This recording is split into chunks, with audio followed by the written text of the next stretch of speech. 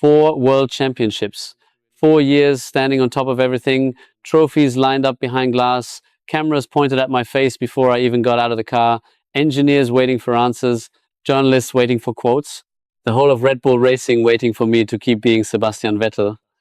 And then Daniel Ricciardo walked into the garage. Everyone thought I was worried because he was fast. That is not what worried me. What worried me was that he still drove like Formula One had not yet placed any weight on his shoulders. He was loose, he was laughing, he was throwing the car into corners like a man who had absolutely nothing to protect. I recognize that feeling. I recognize it because I used to have it. He is making me look bad. I said that to the media. People took it as frustration, maybe it was, but not the kind they imagined. It was not about lap times. It was about watching someone walk into a room I had been living in for years and seeing how differently he carried himself. Daniel had no fear going up against a 4-time world champion, and that was not arrogance, that was freedom. The kind of freedom that comes from having nothing to lose. He said it himself, I had nothing to lose, and he meant it. You could see it in the way he drove, the way he joked with the mechanics, the way a bad qualifying session rolled off him like rain off a visor. Daniel was exceptionally quick. I will not pretend otherwise. But speed was not the thing that unsettled me. I noticed something else almost immediately. Not from any single lap, not from any single overtake, but from the way he stepped into that garage every morning, like the world had not yet told him who he was supposed to be. And I knew exactly what that meant because the world had already told me. Mark Webber once said something that stayed with me. Daniel was free. 2 words. But when you have sat in that second Red Bull seat yourself, when you understand what it means to race alongside someone, the whole team is built around those 2 words carry a very specific weight.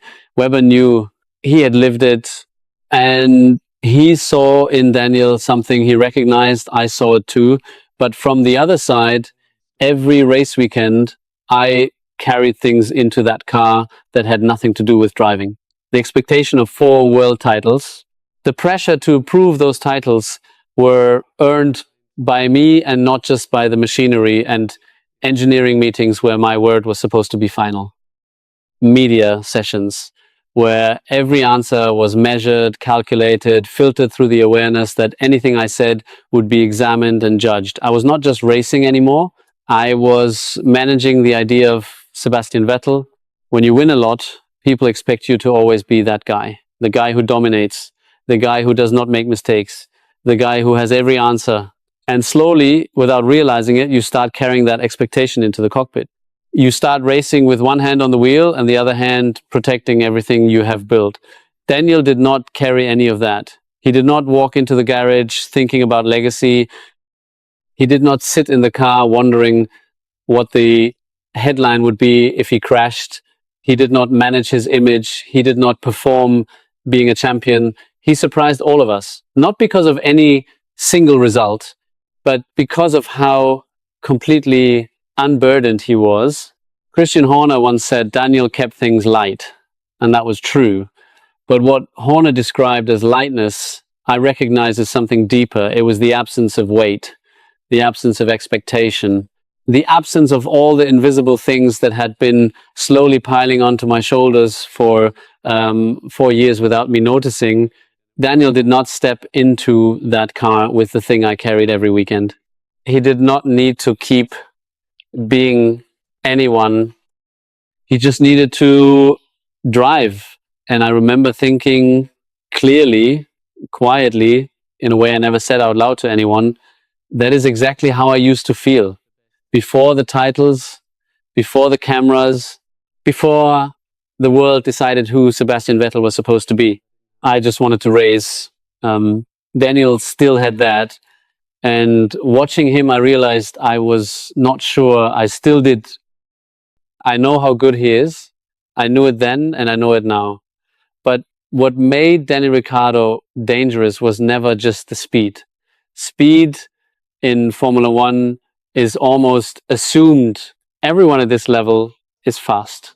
The gap between drivers is measured in tenths, sometimes hundredths. What separates the ones who change the game from the ones who simply compete in it is something else entirely. Something you cannot see on a timing screen. Daniel drove without fear, and I do not mean he was reckless. I mean, he drove without the kind of fear that builds up inside you after years of being a champion. The fear of falling short, the fear of proving the doubters right, the fear that this weekend, this race, this single corner might be the moment people start saying, you are finished. I carried that fear. Not loudly, not dramatically, but it was there. Sitting in the car beside me every Sunday, whispering in the moments between braking and turning in, making me think one fraction of a second longer than I needed to. And in Formula One fraction of a second is everything. There's always pressure when you are expected to lead. When the team looks to you for direction, when the engineers build the car around your feedback, when the cameras find your face first after every session, you become a target, not just for the other drivers, for the expectations, for the narrative, for the version of yourself that the world has already written. And when you become a target, something shifts inside you. You stop driving to discover your limits. You start driving to protect what you have. You stop attacking corners because they excite you. You start managing them because you cannot afford to lose. Daniel had not reached that point. He was still braking late into corners because it felt right, not because he had calculated the risk. He was still smiling after overtakes because the overtake itself was the reward, not the position it gained him. He was still racing the way racing is supposed to feel, instinctive, alive, present. Christian Horner said Daniel came in with fresh energy. That was the polite way of describing it. The honest way of describing it was that Daniel came in without scar tissue, without the accumulated weight of seasons spent proving himself over and over to people who would never stop asking for more. Daniel himself said it best. I was not carrying the pressure Sebastian had, and he was right. He was not. That was exactly what made him dangerous. Not because he could match my speed, but because he could match it without carrying anything at all. And standing on the other side of that garage wall, watching him climb out of the car loose and easy after a session that had left me tense and quiet, I understood something I had been avoiding for a long time. I was not just racing against a teammate. I was watching my own youth standing on the other side of the garage, free, instinctive, unafraid, the exact kind of driver I used to be before 4 titles turned driving into something heavier than it was ever supposed to be. 4. After 2014, the explanations came quickly. The hybrid era changed everything. The Renault power unit was not competitive. The car did not suit my driving style. Bad luck, bad timing, a difficult transition year. People had plenty of reasons ready, and most of them were not wrong. But none of them told the whole story. I knew something they did not. Or maybe I knew something they did not want to hear.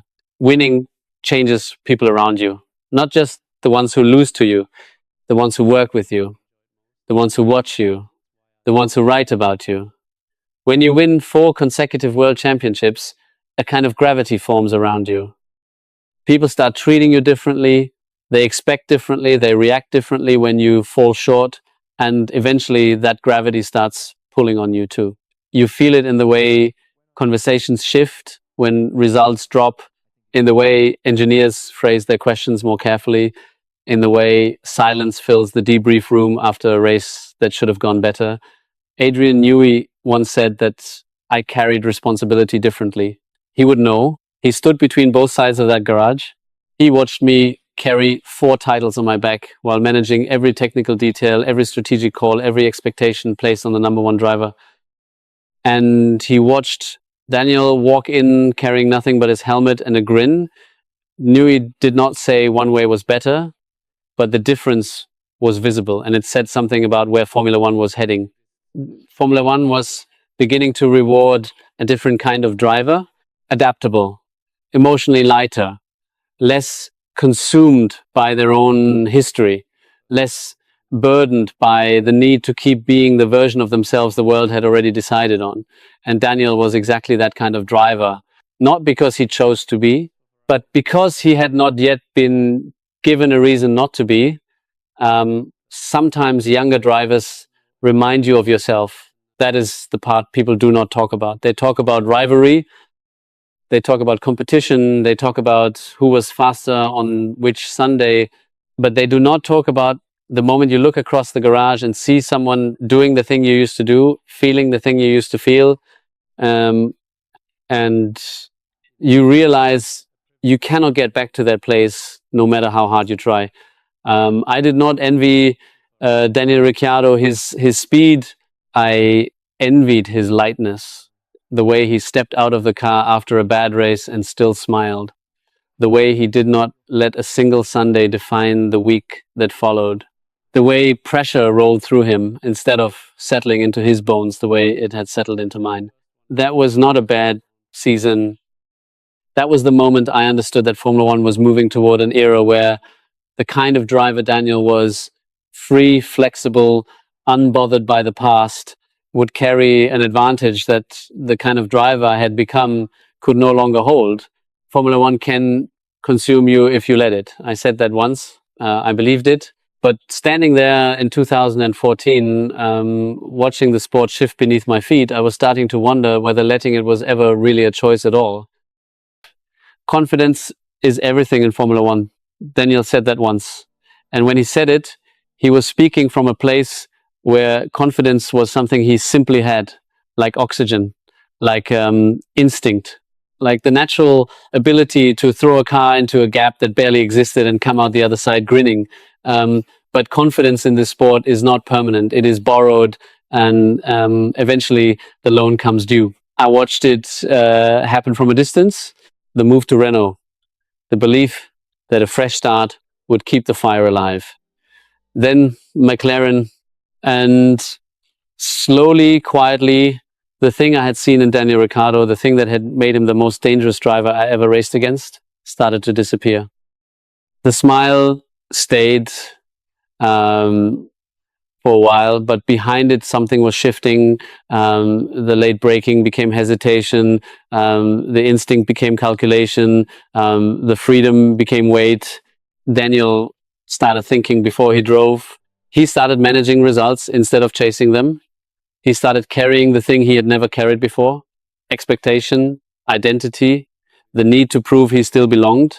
Mark Webber once said Daniel was free, and watching those McLaren years unfold, that past tense started to feel less like a description and more like an ending. I was right about Daniel Ricciardo, but not because he beat me, not because he was faster on certain Sundays, not because of 2014 or any single season. I was right because I understood that Formula One would eventually place the same weight on his shoulders that it had placed on mine. And when it did, Daniel would stop being Daniel, the same way I had stopped being the version of myself that first climbed into a Formula One car with nothing to lose and everything to discover. People expect you to always be that guy. I said that about myself once, but it applies to Daniel too. It applies to everyone who stays in this sport long enough. Formula One can consume you if you let it. But after all these years, I am no longer sure that letting it is something you decide. I think it just happens slowly, invisibly, until one day you climb into the car and realize you are no longer driving to find your limit. You are driving to survive. The thing that made Daniel Ricciardo the most dangerous driver I ever faced was that he was still free. And the thing that hurts the most looking back now is that Formula One eventually took that from him too. The same way it took it from me